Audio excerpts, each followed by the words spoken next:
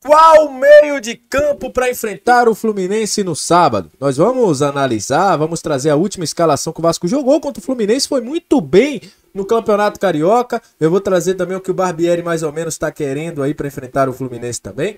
E muito mais a partir de agora no nosso Comenta Léo Vascaíno.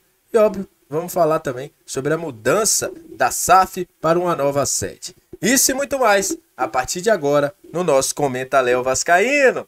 Salve a vinheta!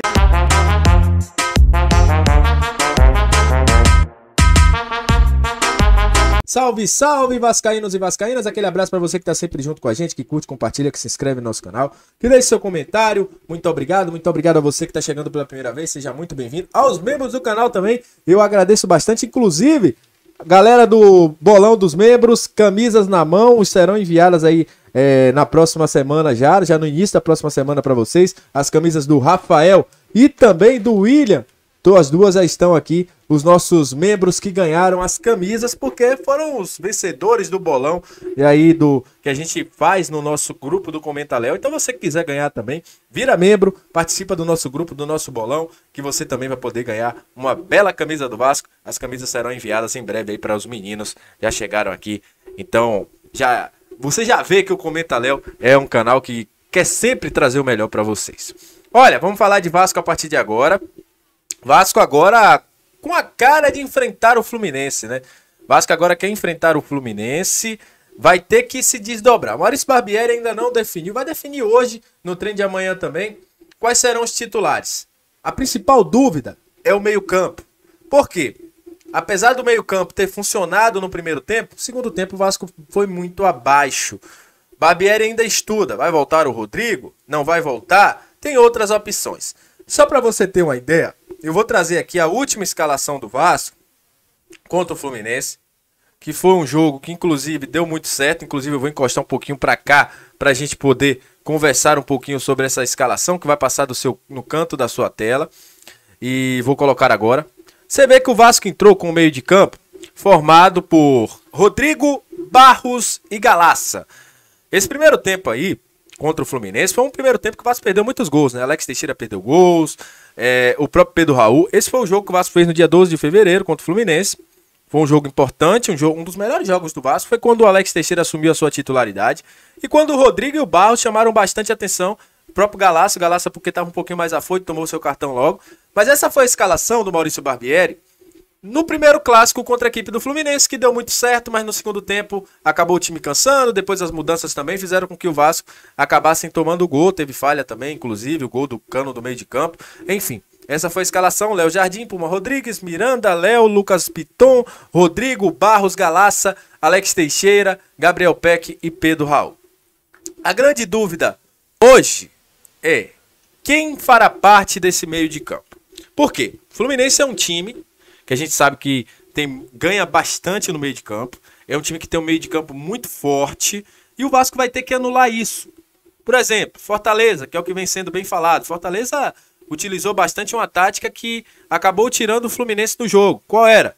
O Fluminense faz uma zona de marcação muito forte. Na zona da bola, o Fluminense bota 5, 6 jogadores. Fortaleza o que é que fazia? Virava o jogo.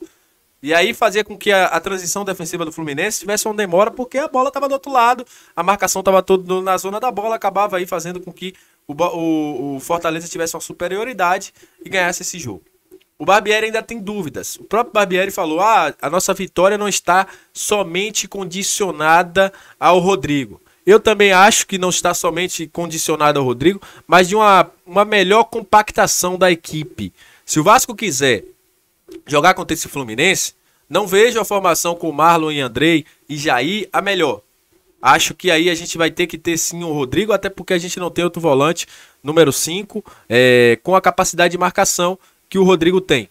Porém, a gente pode perder um pouquinho na saída de bola. Aí é o principal problema. Mas eu acho que a marcação com o Rodrigo fica melhor. A gente pode também tentar o Galaça. E aí o Galaça seria um cara mais para forçar essa saída de bola, forçar um pouquinho a saída de bola da equipe do Fluminense.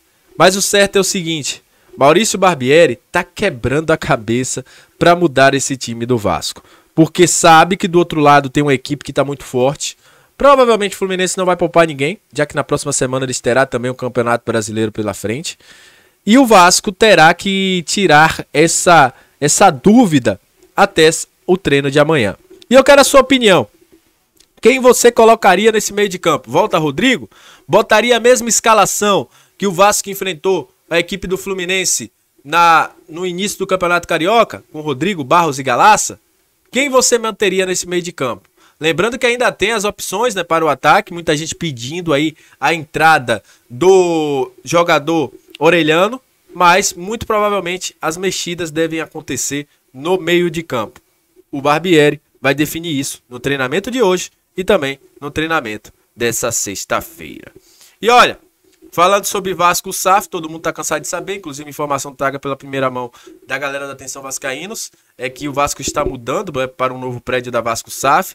Esse prédio já está aí em fase final de adaptação para a Vasco SAF, que deve ser mudada nos próximos dias. É um prédio que fica mais próximo ao CT do Gigante da Colina. Outra questão é o CT do Vasco, né? O Vasco ainda trabalha, conversou com o Eduardo Paes e ainda busca os documentos necessários para ter uma segurança jurídica para o CT.